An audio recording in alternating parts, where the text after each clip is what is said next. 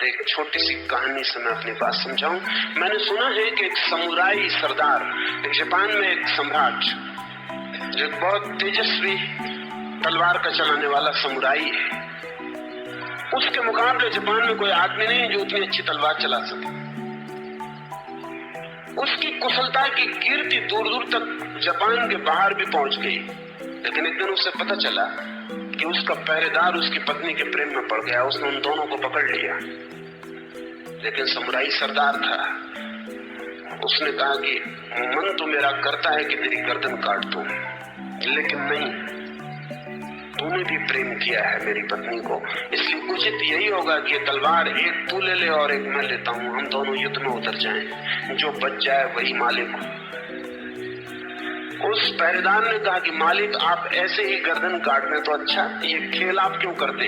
गर्दन मेरी ही कटेगी, क्योंकि मैं तो तलवार पकड़ना भी नहीं जानता, और आप जैसा तलवार चलाने वाला आदमी शायद पृथ्वी पर दूसरा नहीं है। तो आप तलवार से लड़ने का मुझे जो मौका दे रहे हैं, नाहक मखौल और मजाक क्यों करते हैं? तलवार से मेरी गर्दन ऐसे ही काट दें। तलवार से गर्दन तो मेरी ही कटेगी, क्योंकि मैं तो तलवार चलाना नहीं जानता। लेकिन उस समुराई सैनिक ने कहा कि वो मेरी इज्जत के खिलाफ होगा कि कभी कहा जाए कि मैंने तुझे बिना मौके के तेरी गर्दन काट दी। तलवार संभाल और मैदान में उतर। कोई रास्ता न था। वो गरीब बेचारा डरता हुआ तलवार हाथ लेके मैदान में उतरा। गांव इकट्ठा हो गया, खबर फैल गई। सारे लोग जानते हैं कि वो गरीब आदमी मर जाएगा, क्योंकि उससे तो एक हाथ भी बचाना मुश्किल है। वो इतना कुशल कारीगर है, वो इतना कुशल तलवारबाज है। लेकिन हालत उल्टी हो गई। हालत ये हुई कि जब उस पहरेदार ने तलवार चलानी शुरू की तो उस राजा के छक्के छूट गए। छक्के इसलिए छूट गए कि वो तलवार बिल्कुल बेढंगी चला रहा था, उसको चलाना आता ही नहीं था।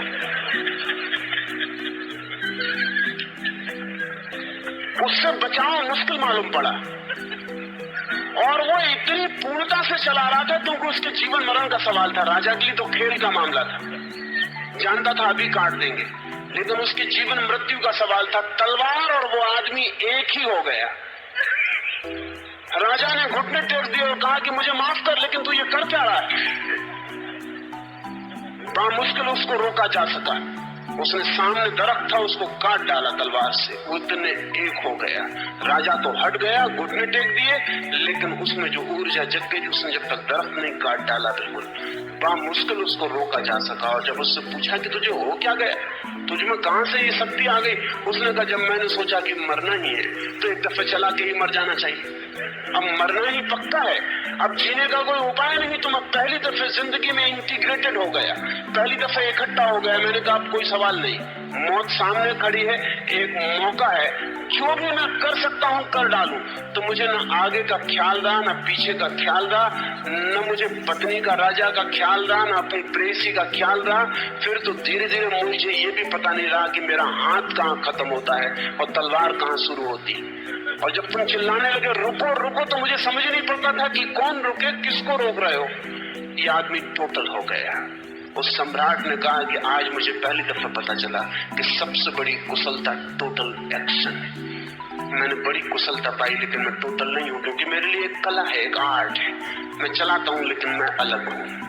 और पूरे वक्त मैं देख रहा हूं कि चोट तो नहीं लग जाएगी, कैसे बचूं, कैसे ना बचूं। उसने कहा बचने ना बचने का तो सवाल ही नहीं था मेरे लिए। इतना ही सवाल था कि तुम्हें भी पता चल जाए कि तलवार चलाएगी, तुमने ऐसे नहीं मारा, नहीं तो लोग तुम्हारी इज्जत को नाम धरेंगे। तो मैंने कहा कि अब मैं पूरा चला ही दूं, 2-4 क्षण के लिए जो मौका है। ये टोटल एक्शन से मेरा मतलब है। कृष्ण ने योग को कुशलता कहा है। ये तलवार चलाने वाला बिल्कुल अकुशल आदमी एकदम कुशल हो गया। क्यों? क्योंकि योग को उपलब्ध हो गया। योग शब्द का मतलब है टोटल, जोड़। जब कोई आदमी भीतर पूरा जुड़ जाता है तो योग उपलब्ध होता है।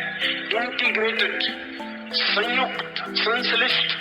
जब भीतर कोई खंड नहीं होते, प्रेम करता है तो प्रेम करता है, क्रोध करता है तो क्रोध करता है, दुश्मन है तो दुश्मन है, मित्र है तो मित्र है। जब कोई आदमी किसी भी कृत्य में पूरा होता है तब उसकी शक्ति नहीं खोती। और ये बड़े मजे की बात है कि अगर कोई आदमी कृत्यों में पूरा हो जाए तो क्रोध धीरे धीरे असंभव हो जाता है, क्योंकि तब क्रोध पूरा जला देता है, झुलसा देता है। तब घृणा मुश्किल हो जाती है, क्योंकि घृणा पॉइजन हो जाती है। सब पूरे शरीर के रंग रोंगे में फपोले छूट जाते हैं उसके जहर के। तब शत्रु होना मुश्किल हो जाता है, क्योंकि शत्रुता आत्मघात प्रतीत होती है, अपनी छाती में छुरा भोंकना प्रतीत होती है।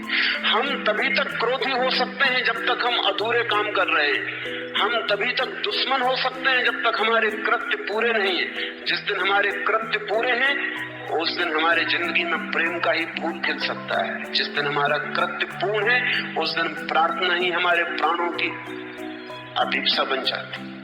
जिस दिन हमारा सारा जीवन का एक एक कृत्य पूरा हो जाता है उस दिन परमात्मा ही हमारे लिए एकमात्र सत्य रह जाता है। जब भीतर एक पैदा होता है तो बाहर भी एक दिखाई पड़ने लगता है। जब